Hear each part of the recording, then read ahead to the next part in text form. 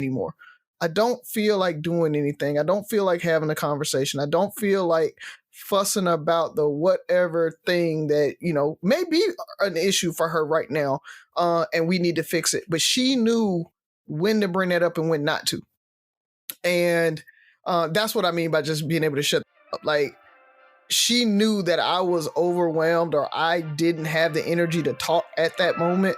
And she would just sit next to me and be.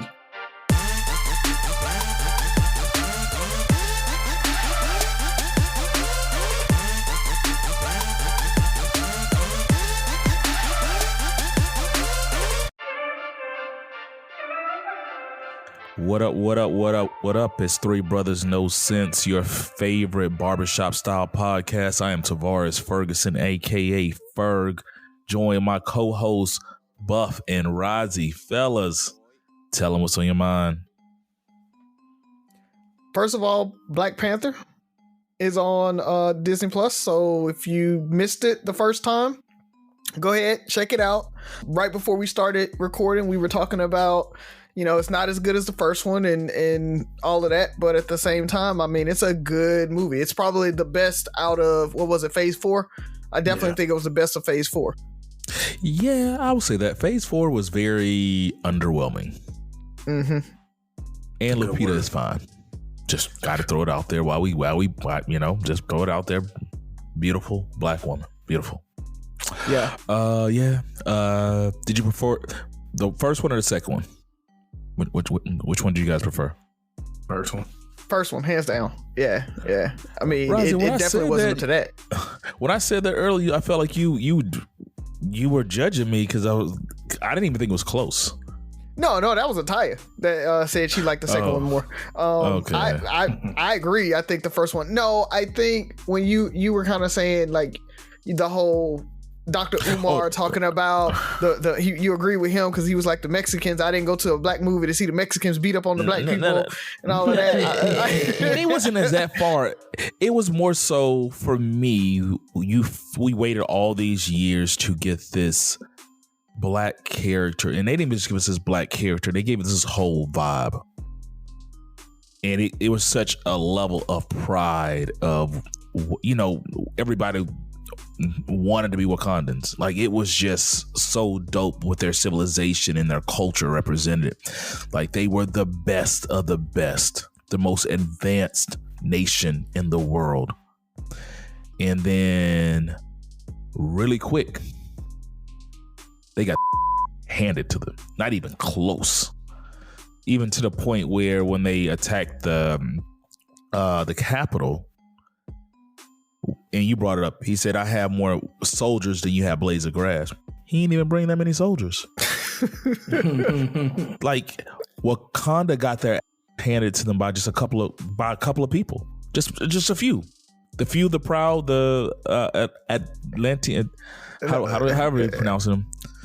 They're different. I can't even remember the name of it now. And I'm like, it was a disappointment. It's almost like when you see your hero get beat, where it was just beat bad. Now, I guess the best way to compare it to is like wrestling. Now, when you're a fan of this particular wrestler and they're the best and they get cheated, that's one thing. You still feel like they're the best. But let's say, just for the sake of, debate, when Hulk Hogan was at his height, like, you weren't just going to beat Hulk Hogan.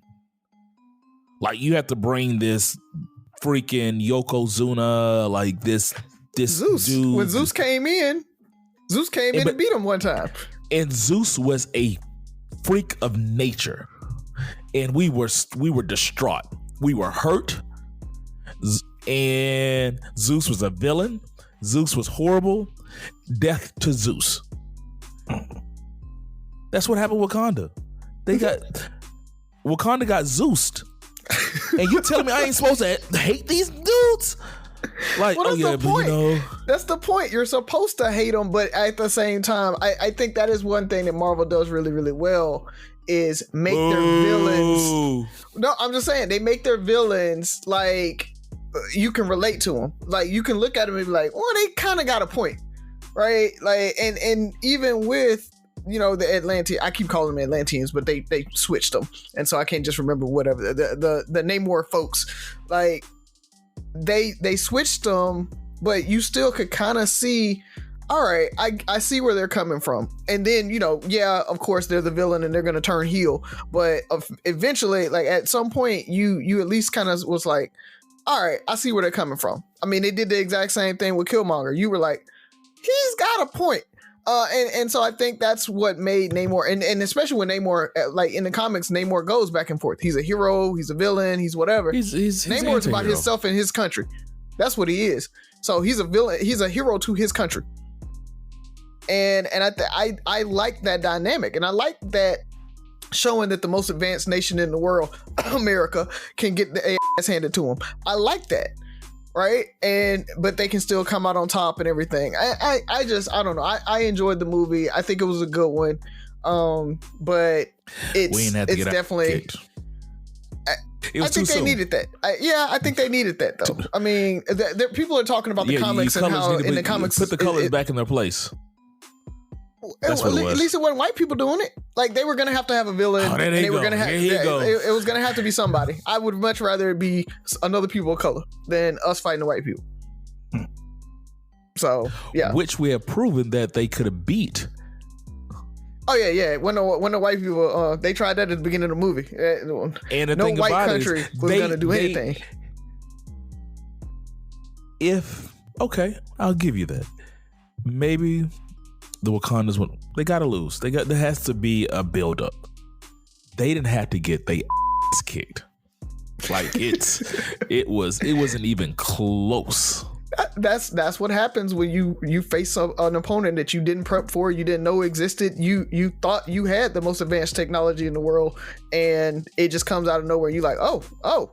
I mean, that's what, as advanced as we think we are. If aliens came down today, they probably are going to hand it to us because we aren't prepped for it. We aren't ready for it. We're not expecting that. We're prepping for everybody that we know of. All right. Okay. My bad. Let's move on. Rise it on like black people. Buff, what you got? No, I wanted to say other thing I wanted to say before we move on though. Happy birthday, Buff. So when this drops, your birthday will be this week. So happy birthday, bro. We love you. Love what you do. Day in, day out, not just for here, but for protecting our nation's capital, what you do as a family man, everything, man. So glad to call you a brother.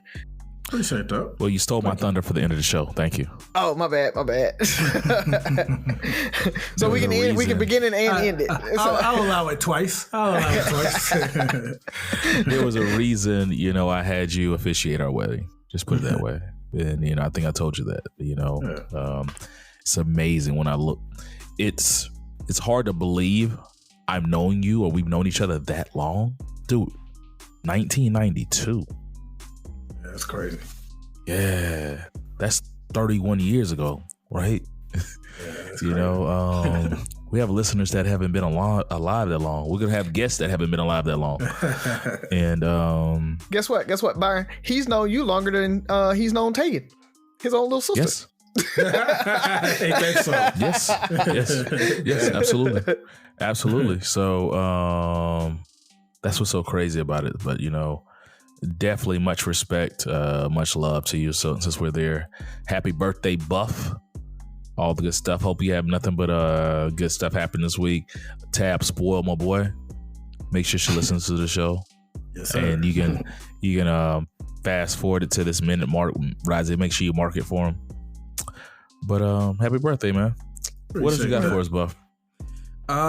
Just one thing on Wakanda Forever. Like, I heard Umar say that, and I'm like, why does he have such a big problem with black on brown fighting when Black Panther Part 1 was black on black? So you got more problem with black on brown than black on black? It's a stupid point he made to me. But anyway, I wanted to give a shout out to former Congresswoman Karen Bass, who is now the mayor of Los Angeles. I went to LA for the first time. Well, actually, I went there once when I was like 8 months, but that don't count. I went there officially for the first time back in 2019. And how it's portrayed on TV is completely different from the reality. I mean, I knew they had homelessness, but I'd never seen homelessness like that before. Like where the tents are just set up everywhere. It's not just Skid Row, it's everywhere. Venice Beach, off the interstate, Hollywood Boulevard, everywhere. The smell, the stench, the homelessness, and it's like overwhelming. And I hear San Francisco is even worse, I heard, but she's trying to do something about it. Now, her motives for that can be questioned. None of that matters. I know if I was a citizen there, I definitely would be grateful for someone trying to do something about it. And right now, what she's doing is, if they agree to allow the city to tear down their tent, then the city is putting them in motels with services that are going there, like making sure they have necessities and any type of medical supplies they need like that. And the plan is to eventually get them in some type of permanent housing. A lot of people say you can't sustain that because of the cost, but right now it's what she's trying to do. And the people there right now are grateful. So it's just cool to see somebody try to do something for a group of people that don't really affect you politically, because they typically don't vote. You know, nobody, in general, people don't really care about the homeless, like as far as, what they think or anything like that. So to spend political capital on that says something to me. Again, her motives can't be questioned if you want to do that, but I want to applaud it until I see if it turns left or anything like that, then we can come back and criticize it. But right now, it's cool to see somebody try to do something about it. I'm glad you brought that up. That's a cool conversation. That's a whole nother topic. But if you look, I think California probably has 3 to 4 of the top 5 cities in America. Yeah. With the most homeless population. Mm-hmm. And it's not by chance, right? They're literally, states are busing people, giving them one-way tickets to Los Angeles, San Francisco, San Diego, just to get them out of Texas, Alabama, Louisiana, wherever. It's crazy. That's a thing. Like, it's cheaper to give somebody a $65 Greyhound ticket and maybe a $50 gift card, I'm guessing, or something like that, to get from Alabama to San Diego. Now you're on your own. That's just one less person that state has to deal with. That's the thing. And it's just so crazy things like that happen. I was unaware of it until the last few years. I don't know if we brought it up on this show or I was listening to something on, maybe it was a podcast or something I was listening to, but I was like, when I heard it, I was like, I didn't know that was real. That's what you got. There's anything else, Buff? That's it. That's all I got. For me, I watched, was it You People on Netflix? It was pretty good. Another movie that's gotten a lot of mixed reviews. Yeah. What are your takes on it? I enjoyed it. When I watch certain movies, I try not to do a whole lot of deep thinking on it like some people have done. I watched it for what it's worth. Is it Eddie Murphy's funniest movie? No. I couldn't quote you any memorable lines from it, but I enjoyed it. It entertained me for the hour and a half or 2 hours that it played. Yeah, exactly. Worst case scenario, I got to see a bunch of cool sneakers. I liked the dynamic. Everybody was talking about the chemistry between Jonah and Lauren, but truthfully, I felt it was a chemistry. And coming from a mixed race couple, the chemistry that they showed really hit home, because that's kind of how my parents interacted.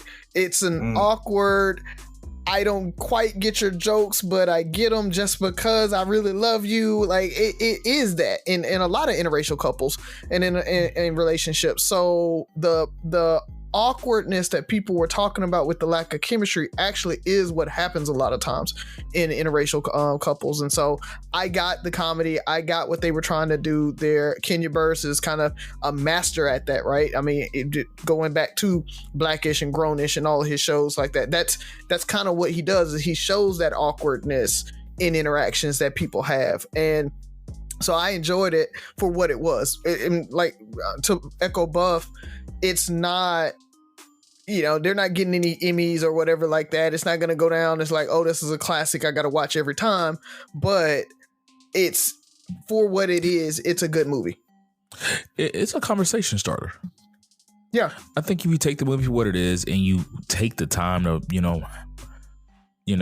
have a conversation about it, I think it hits on a lot of good points.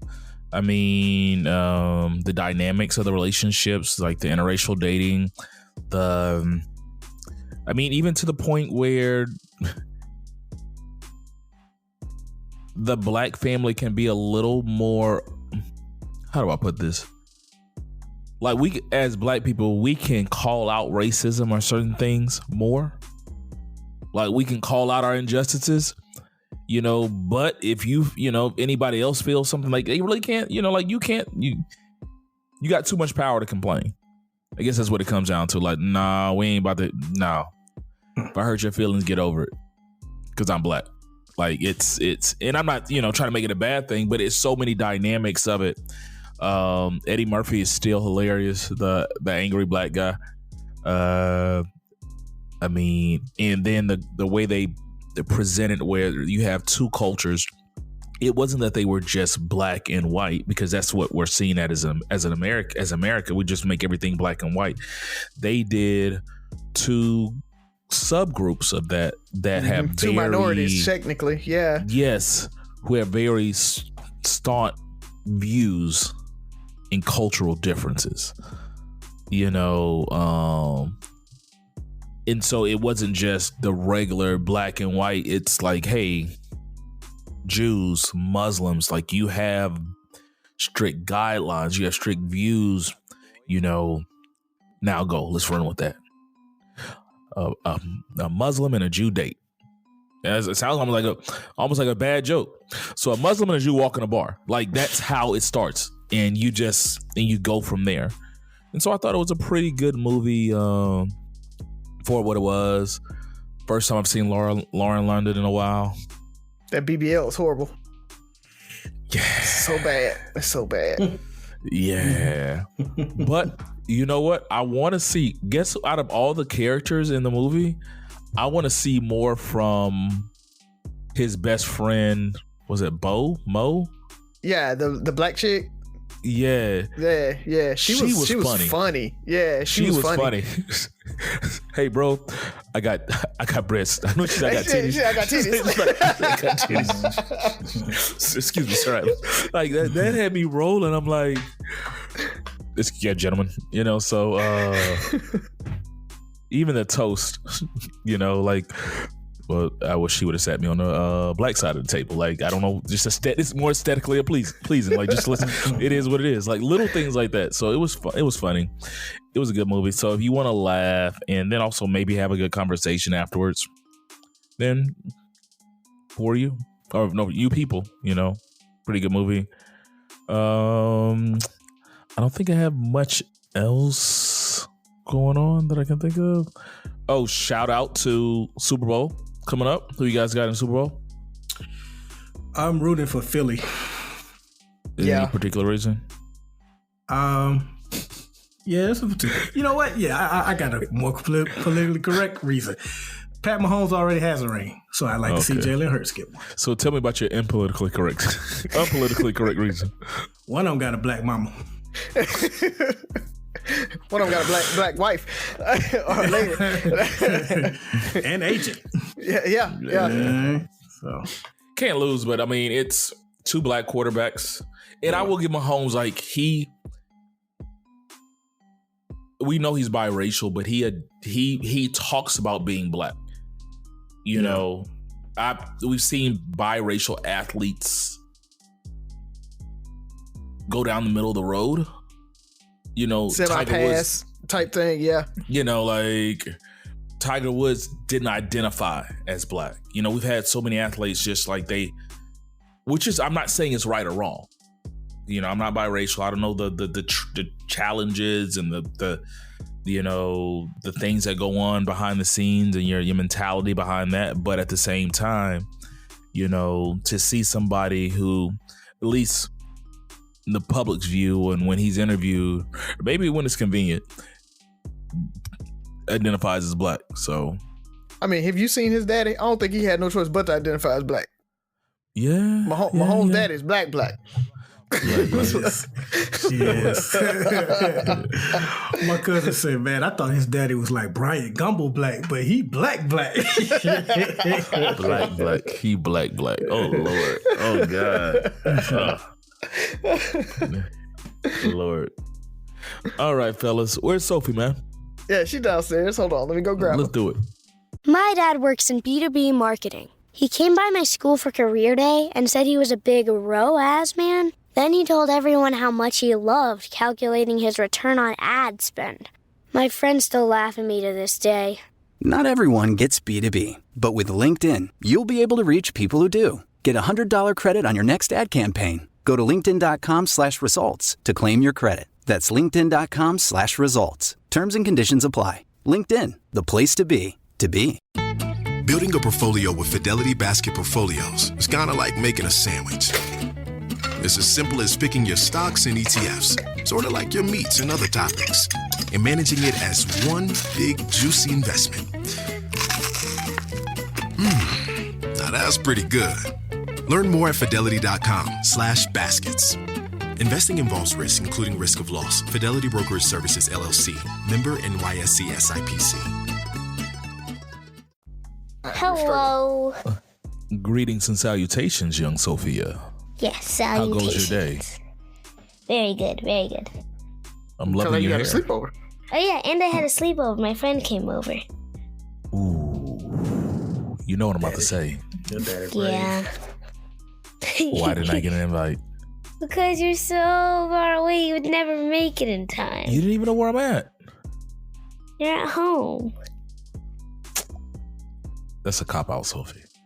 I could have been in Mobile. I could have been in Birmingham this weekend. You don't know. I travels. Yes, you I do could have got flued out. I could have got flued out. How was the sleepover? It was very fun. Very fun. You played games? Yeah. Okay. All right. There was no boys there, right? No. Oh, Ollie. Well, yeah, there's Ollie. That's Ollie. But He's he's a just count. Ollie. He doesn't count. Yeah. So, do you have a good joke for us this week? I think it's pretty good. You I guys. think it is too. Yeah, okay. Let's A little go. known fact. Before crowbars were invented, crows simply drank at home.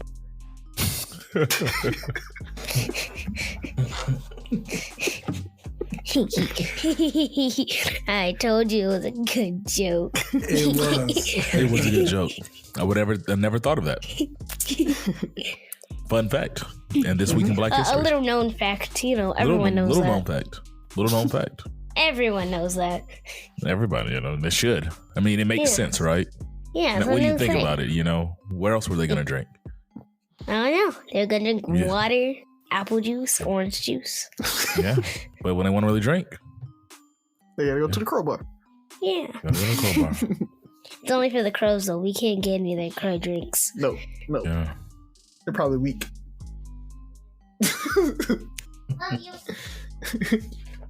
I love the little girl. Yeah, man. She's Oh. hilarious. Who wants to go first? Probably you. Yeah. Okay. Alrighty. So I have a question. I was riding with Skylar and TJ the other day, and we were just having a conversation. I take them to school every morning, and so we just talk about everything. And let me ask you guys this question. When you were growing up, how many people asked you, what did you want to be when you grew up? Everybody. Yeah. And what did you say? It depends on my age at the time. I know at one time it was like a scientist. I don't know. I think a dentist at one time. It was a few things. What about you, Razi? I was a doctor pretty much all the way up until college pretty much. So I had a clear track, but it was one of those, you knew a doctor and lawyer, whatever made a lot of money. And so I was like, I'm gonna be a doctor. And then, had that kid down on me and I was like, nope, not doing that. But that was it. I can't remember a time that I didn't say doctor, truthfully. Same, especially after the Cosby Show dropped. So the reason I asked that question is because Skylar asked TJ that question. And the way he perceived that question was very different. And it made me think of our approach. Even at a young age, we're trying to push people into a capitalistic society. Like, we're like, okay, you're 3. What do you want to do for the rest of your life? Start thinking right now. How do you want to earn money? And TJ's answer was, I want to be a little brother and stay with Skylar. So it made me think, we never asked people, and he started talking about what he wants to do. Who do you want to be when you grow up? Like, we're so, even at the youngest age, we're so quick to push people into a career path and earning potential and stuff like that, rather than saying, who do you want to be? Like, who do your kids want to be? Like, their personalities, their things they do when they're not doing their 9 to 5. And so my question is, do you think you are who you wanted to be? And do you think this is something that we need to start really, and you probably already do it, but really start putting just as much emphasis on that as we do with what do you want to be? Or maybe I'm just thinking too much. No, it's a good question. I mean, it's valid. So there's a couple different questions in there, right? I definitely think I am the person that I wanted to be growing up. I wanted to be the family man. I always, you used to laugh at me about that, right? Like, I was always that guy that was just like, family was my thing. I wanted more kids than I have now. I thought I was going to have like a little baseball team type thing. Because, I came from a big family. My parents both had big families. So I assumed that big families is what it was about.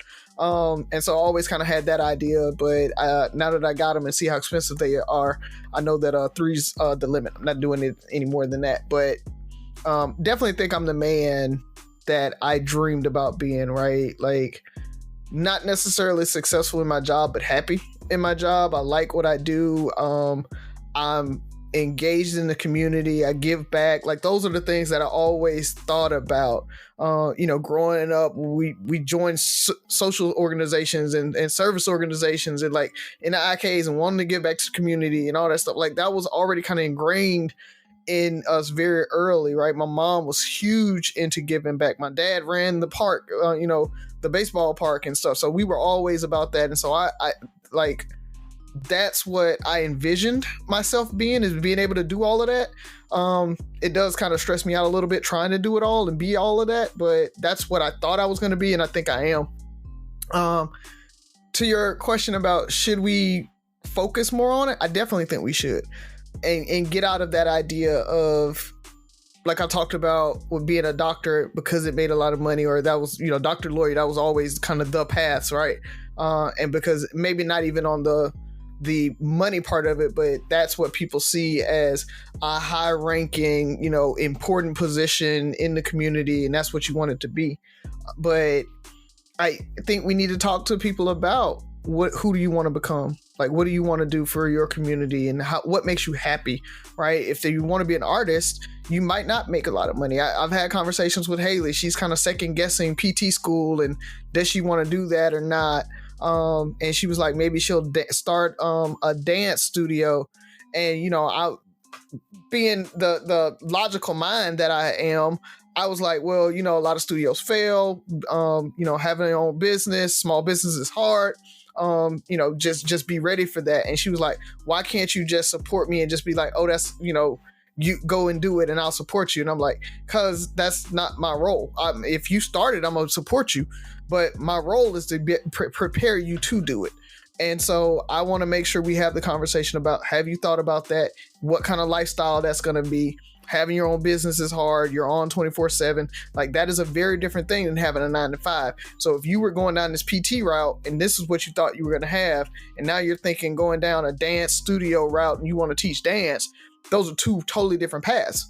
Right. And to your point about who do you want to be, and then maybe that's who she wants to be, and that's what she wants to do. I'm like, but you need to be ready for all that comes along with that. So it's hard to get out of the capitalism and the what you want to do when you grow up, because it aligns so much with who you want to be, right? You I don't think you can decouple them. You got to have that conversation holistically.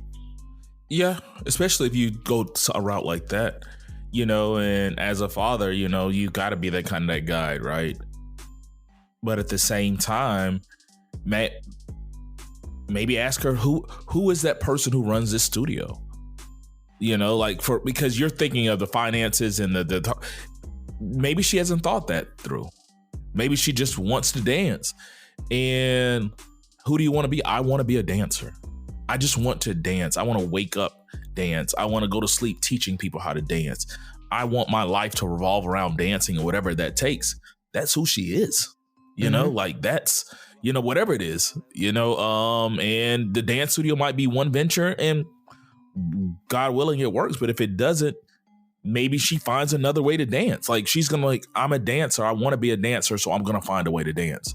And, maybe it's not the money, and for me, it's kind of like I'm similar to you, hard to kind of uncouple those two, because I was raised with this mindset, especially being who you are and the roles we play in our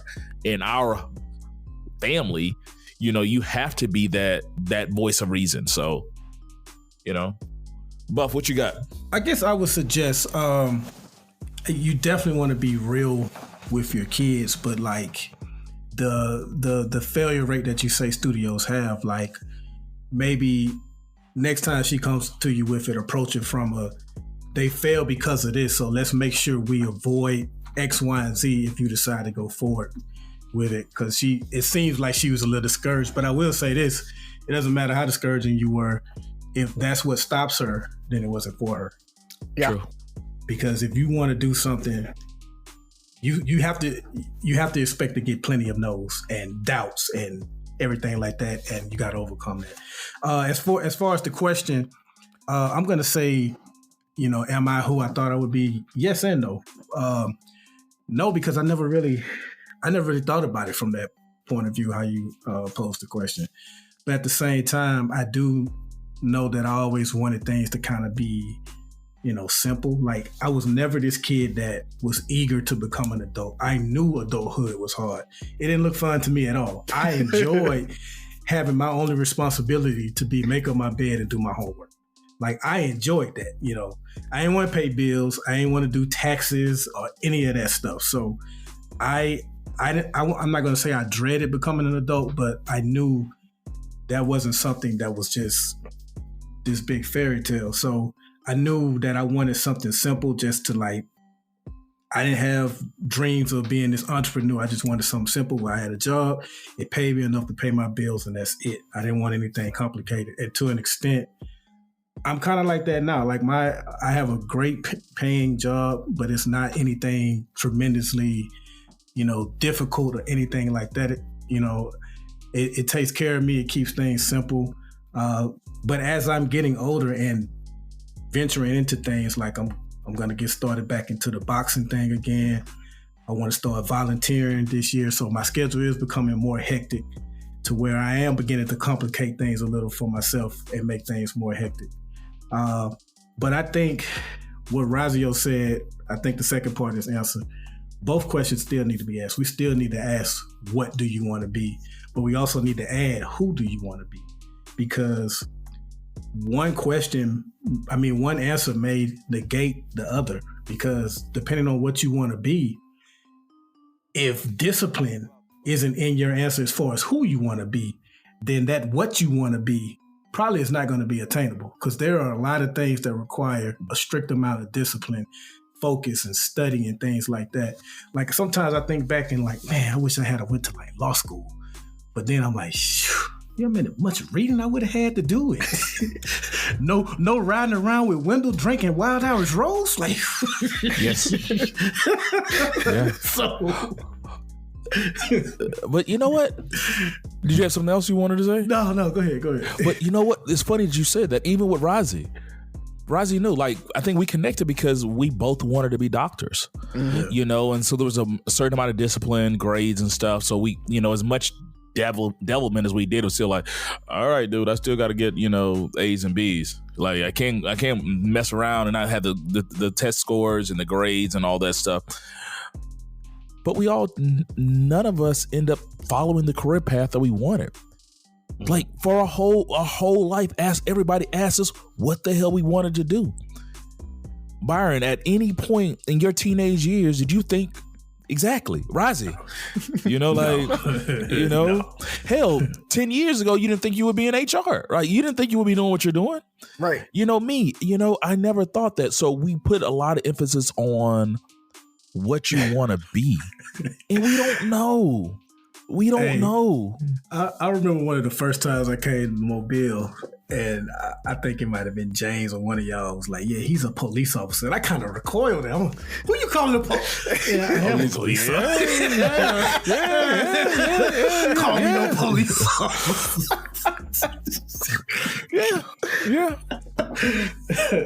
Yeah. And that's what's so crazy is we put so much emphasis on that, right? And none of us became what we wanted to be, but we're more like who we wanted to be. Think about how many people go to college and change their majors. I got people that graduate, get degrees, and come back and go, you know, they'll be a pharmacist and come back and get their MBA, engineer, MBA, you know, engineer, but go to law school. Like, we don't know what the hell, but at the end of the day, do we put enough emphasis in society on who you're going to be in society? So for me, I think to a certain extent, I feel like I am who I wanted to be. One of them was I just wanted to be a good person. Like, I just really wanted to be a good guy that can help people. I didn't know how. I think that's why the medical field, outside of it was lucrative, was very appealing to me. Because I just wanted to help people. I wanted to be somebody that other people could look up to and come to. And I wanted to have fun. I wanted to have a fun life. Even I grew up watching The Cosby Show. Take him being a doctor out of it. They looked like they had fun. He and his wife looked like they enjoyed each other. They did things together. They had friends. They did, you know, like they were social. So those were things that I wanted to be. I wanted those things in my life. You know, I just wanted to be a good guy that had fun and help people. You know, because there's a lot of people that make a lot of money who are miserable. They don't have time for themselves. You know, and we talk about that now. I make decent money. I'm like, right, I have a job that pays me pretty good money, but sometimes it takes away from who I want to be. I think we keep, and I think I say it all the time now, who I am, who I want to be are two different people sometimes. Like, cause I'm keep pushing on who I want to be. I think we kind of put a lot more focus on that in building, you know, our not necessarily us, but building our kids. Who do you want to be when you grow up? You know, community service. How many kids do community service? There's a lot of kids that have never done community service. You know, who are you helping? What are you doing with your life? What is your personal life? I talk about building your brand all the time. Your brand can have nothing to do with your job. Mm-hmm. I mentor. Some of the parents know what I do, but that's not who they know me as. When you don't have your uniform on, when you're away from the Capitol, Byron, people don't say, oh yeah, that's Byron. He's part of the Capital City Police. That's not who you are. You know, when you take Jasmine to school or you go to a parent conference, you're Jasmine's dad. You know, you're the black dad in the family that goes to every event. You know, like, you know, that's who I am. I'm anytime there's something at my kid's school, luckily my job gives me the ability to, if they have a Christmas party or a Christmas play or anything, I have enough flexibility in my job to be that. So they know at any event, if I'm not there, that's because I didn't get the flyer. I didn't know about it. So, those are things, I want to be, who do you want to be? I want to be the dad. I want to be the PTA dad. I want to be the dad that's always there. We didn't even think about, talk about being a parent, really. We talked about what kind of parent we want to be. Who do you want to be? We talked about the many episodes, but we don't, a lot of times people don't focus on that. Byron, what do you want to be when you grow up? Byron, if you have kids, what kind of dad do you want to be? What kind of husband do you want to be? Or we scoff at the guys that say, I want to be a stay-at-home dad. Yeah. Who do you want to be? Like, what? I want to take care of my kids. What is wrong with somebody that says that? Like, I want to be, we'll pay the bills, but that's secondary to I want to be home with my kids. Lowe's knows that free is just better. That's why MyLowe's Rewards is free to join. As a member, you earn points towards MyLowe's money on eligible purchases, get exclusive free gifts, and earn free shipping at Silver Key status, all on top of weekly member-only deals. Don't wait. Join MyLowe's Rewards for free today and start saving more. Lowe's, we help, you save. Loyalty program subject to terms and conditions. Details at lowes.com/terms. Subject to change. You know what's smart? Enjoying a fresh gourmet meal at home that you didn't have to cook. Meet Factor, your loophole in the laws of mealtime. Chef-crafted meals delivered with a tap, ready in just 2 minutes. You know what's even smarter? Treating yourself without cheating your goals. Factor is dietitian approved, chef prepared, and you plated. Pretty smart, huh? Refresh your routine and eat smart with Factor. Learn more at factormeals.com. Okay. Well, my question took up a lot of time, so let's keep going. Nah, it's fine, man. It's fine. Buck, did you have anything in particular you wanted to ask? Preston? Yeah, this probably will get brought up again if the schedules work out with our next show that we have coming up for the listeners. But I wanted to ask you guys, I need to be thinking about what my answer is too. What is a petty pet peeve that you have when it comes to dating? Like, if she has this or does that, I'm out. Petty. That's the hard part because define petty. You know what? We asked a similar question like this on Facebook. Like, what's the pettiest reason you stopped talking to somebody? And I remember we had her on the show before. We had LaShondra Holmes on here. She was like, he missed one of his belt loops. On his pants. That's terrible, man. So it gets like, like not being able to have a conversation, like just ignorance. Like those are good reasons, right? Those aren't petty. I don't think that's petty. Okay. Yeah. Or like being down on themselves, like, just like low self-esteem type thing. That's one that like really turns me off if you have low self-esteem. I think the pettiest reason for me probably was somebody like didn't know any black culture, like they weren't black.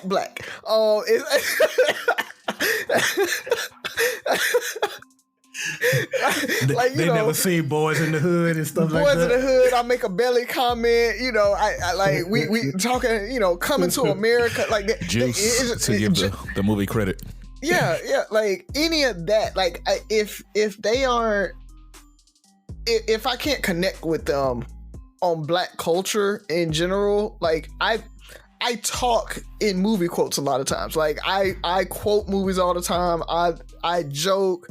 And for somebody to like just not get it or have to ask questions about it and they're black, it irks me. Cause I'm like, I hate to question their blackness, but at the same time, it's like me and you aren't compatible because of that. So I don't know. But if they were white, I wouldn't question it. And so I know that's why I really think it's petty, because they're black, I feel like they should have this shared experience, and I kind of judge them on it. But if I'm dating a white girl or talking to a white chick, I don't expect that. So I'd still date them for some reason. Okay, I thought you was gonna keep it the same. Like even if she white, she needs to know. Okay, it's all right. Voice. Like if you got an annoying voice, I just can't. You can be like the most intelligent, just like you can have it all together. But if your voice is just like, it just it's Or not even the voice, but if they do that thing where they go up after everything and like talk like a valley girl, talk like this, and like, oh my god, yeah, the voice or a laugh, a bad laugh, just an annoying laugh just ends everything. Like, cause you know that. And that might be it. That first date, an annoying laugh will solidify that being the last date. I've done that several times. You're having a great conversation. You know, I try to be engaging and, get people laughing and stuff like that. And they'll laugh like a random. If your first laugh is a snort, it's over. A well-placed snort every here and now is cute. The first time, like, and it's not a cute snort. It's like snort stuff shooting out your, like, nah, I can't do it. Or that loud laugh. Ooh, that loud ghetto laugh. Nah, buddy, can't do it. Can't do it. You're so bougie for it. I've been called worse. Okay. What about you, Buff? I think, two of mine are kind of physical. Like, I don't like hairy legs, and I don't like hairy That's not petty. That's not petty. That's not petty. That's not petty. Okay, well, that's not petty at all. That's a must. I don't know, bro. I've seen plenty of. And then like some women, they will let it grow like in the wintertime if they know they're not gonna like.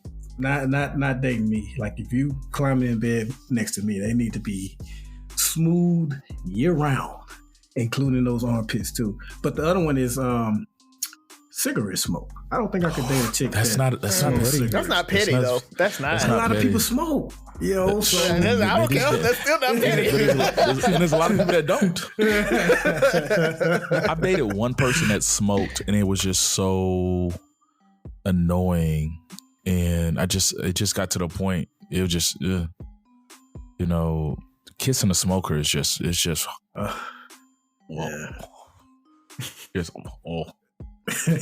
Yeah. But if they vape or something like that, would it be different for you, Buff? Since it's like vapor, like hookahs, that type of thing. Maybe hookah. Like hookah's like more social or something like that. Hookah, yeah. But Tam does hookah. Yes. And anybody listening, that says,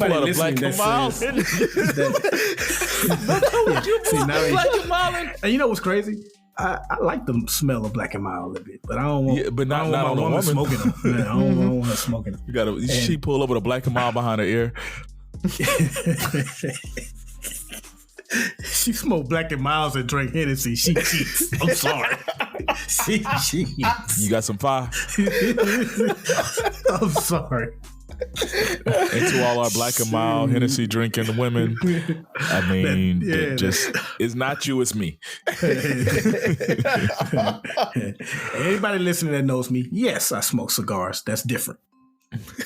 I'll not explain. It's different. Cigar is a little different, though. Yeah, it's different. No, I don't know. I there's something that's probably a little petty of me. I don't like women that smoke cigars.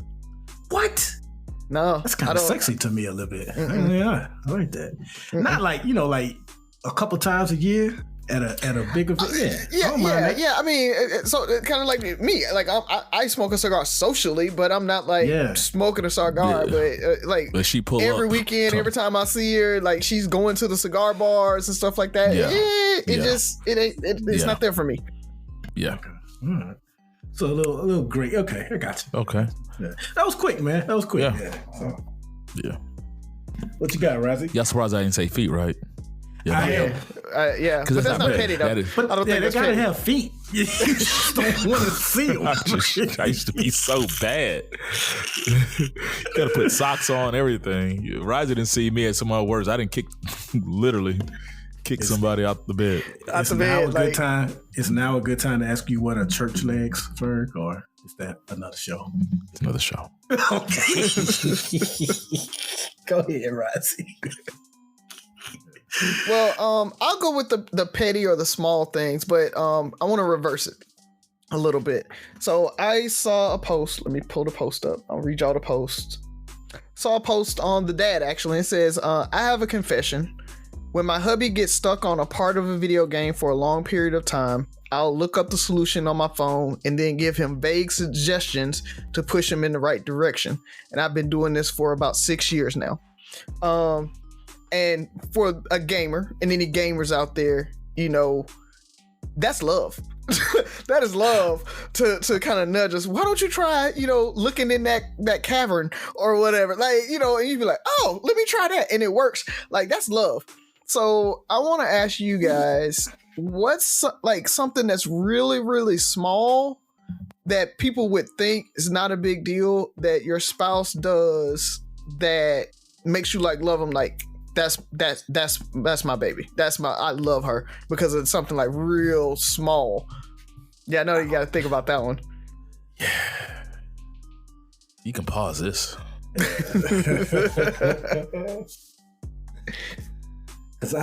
the answer I'm thinking of, I don't know if that's small, because it's not really. So this is my answer. I don't know if this will be acceptable for you, Rozzy. In general, I think my wife has become a better listener. And I know some people may say that's not small, but, you know, we conversate and talk all the time. So, and, you know, especially in this digital social media world where we constantly getting information at work, at home, and things like that, it probably can be difficult to retain at times, even though you should when it comes to your spouse. I mean, hey, things happen. So to have someone now that actually, you know, listens to the things that I'm interested in, to where I don't even have to ask for something, like, because she's listened to me, she knows what I like. And so she has gotten me heavyweight boxing championship tickets to a fight because she knows I love boxing. She once got me this famous Miami Heat picture where Dwayne Wade like just tossed a no-look pass to LeBron, and he's already doing like this, and LeBron is in the air getting ready to dunk. And it's a dope photo. Like, Wade is celebrating before the ball is even in the hoop. She got me that. Just listen to the little things that she knows I love, and then implementing that in a gesture or a gift or something like that is huge for me. And, you know, that can be big or little depending on who you are. But to me, that's a little thing, because she doesn't have, like, she could just always take me out to dinner or always give me a gift card somewhere. But to actually listen and pay attention to what I'm interested in and then implement it, that's everything to me. No, that's a good one, bro. I mean, there's no right or wrong answer. I mean, yeah. You're wrong. Z has quietly become and remained my biggest fan. You know, like, a lot of times you just see couples where there's like, where it seems like he hates her, she hates him, like they're just disconnected. They're together because they gotta be. Secretly root against one another. Yeah, like I feel like she's my biggest fan, and I say that, and even though, you know, you guys like I'm so bougie and stuff like that, I'm my biggest critic. Like, I'm tough on myself, and she has this way, because I don't take I take criticism better than I take compliments. Does that make sense? Yeah. Like, because I'm so hard on myself, but she always has a way of just reminding me that I'm doing a great job or a good job, or how proud she is of me in a way that I can accept. And not only does I accept it, it motivates me to keep doing it and pushing. And in a way, like she figured out the algorithm, the cheat code to make me better. And it's not like she's putting added pressure on me. It's just enough to make me feel appreciated enough to keep going, but not like, okay, if you don't keep going, nigga, I'm gone. It's a great balance. And so on so many different levels, career-wise, what I do, with her, the kids, just everything, it's just, she's been my biggest fan, and I appreciate that. So, that's dope. So, being the single guy that I am, I got to go back to Jen, right? I think for me, the small thing was, people laugh, she knew when to shut the hell up. And not in a bad way, but it was, she knew how to be my calm, right? Like when I am done talking, when I'm annoyed, when I've been working and trying to deal with people and project managing and talking to folks all day long and trying to push, herding the cats, as we project managers call it. Like I've been doing that and I'm super annoyed and I just don't want to talk anymore. I don't feel like doing anything. I don't feel like having a conversation. I don't feel like fussing about the whatever thing that, may be an issue for her right now. And we need to fix it. But she knew when to bring that up and when not to. And that's what I mean by just being able to shut up. Like she knew that I was overwhelmed or I didn't have the energy to talk at that moment. And she would just sit next to me and lay in my lap and let me rub on her or whatever. And we watch a show or whatever. And, it, like I said, she was able to be that calm for me and calm me down.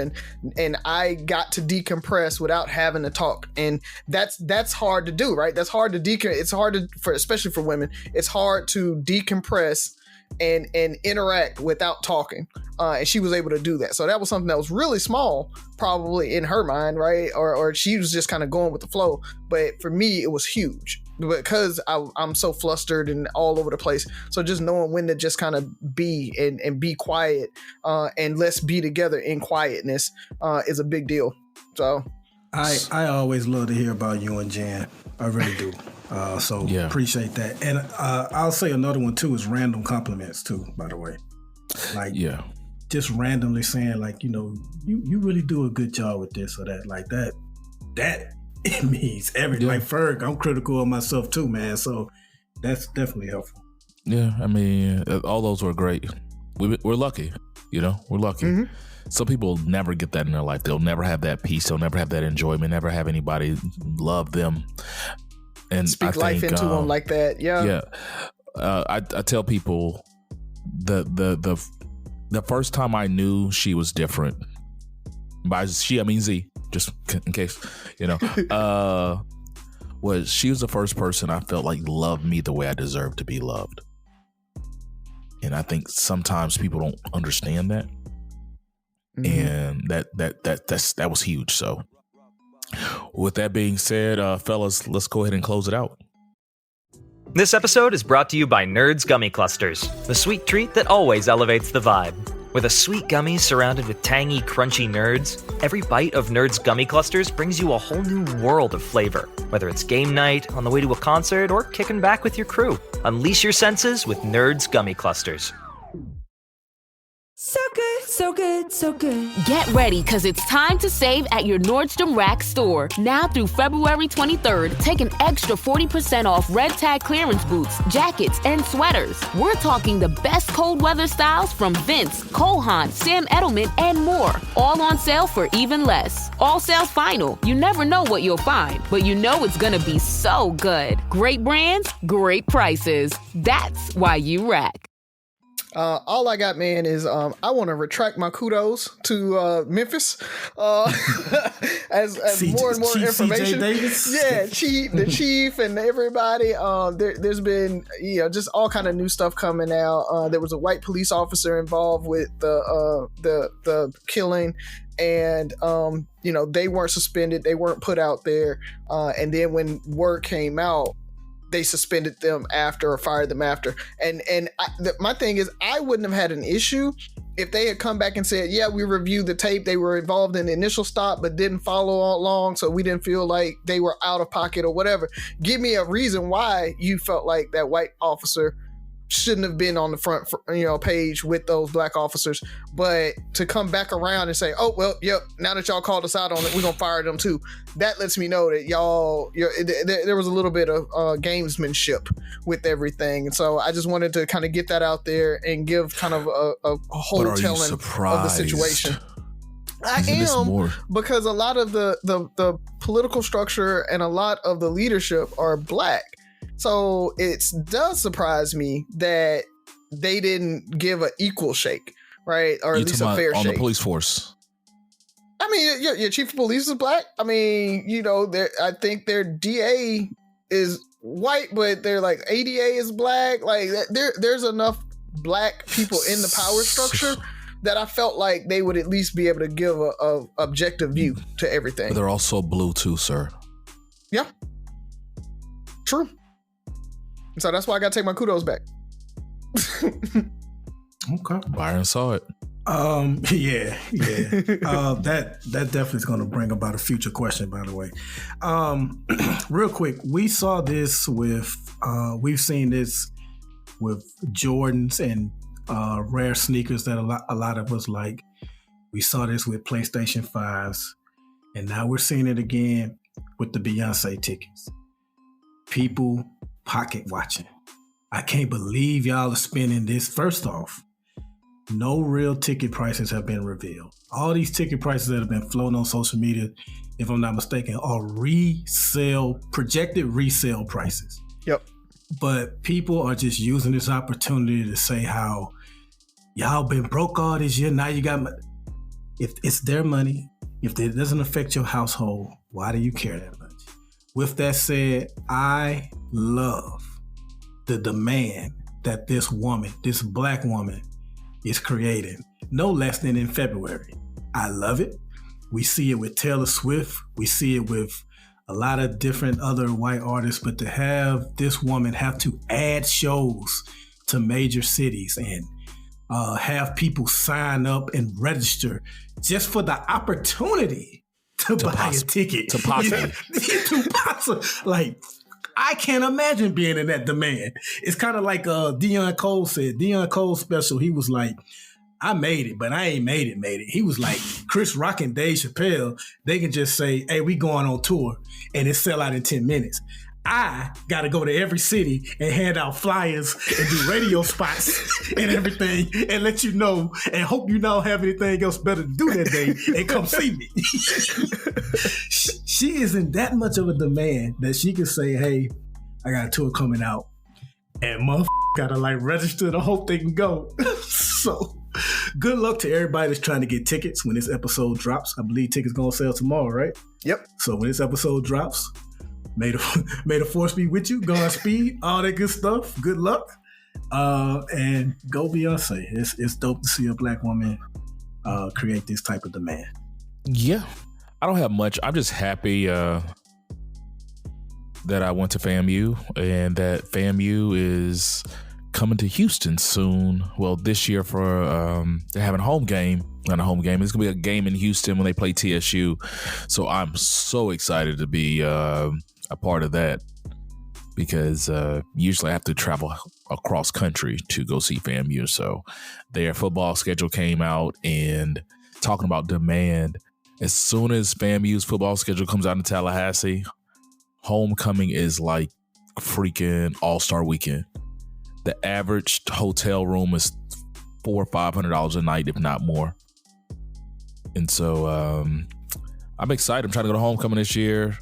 If I don't make it to homecoming, I get to see fam come to Houston. So hopefully I get the best of both worlds. So go Rattlers. That's pretty much all I got outside of Buff's birthday. And we're getting ready for the Boom Boom. We're just a few weeks away from Mardi Gras 2023. Sneaker Ball, Fat Tuesday, Joe Kane, Skinny Monday. And I will say this, go on record, Mobile's Mardi Gras. I enjoy Mobile's Mardi Gras more than I enjoy New Orleans. Yep. I'll just call it what it is. So, and we're the home of the Mardi Gras original. So, with that being said, 3 Brothers No Sense, 6 Rules of Podcast. Listen, like, share, subscribe, comment, and most importantly, listen again. Talk to you next week.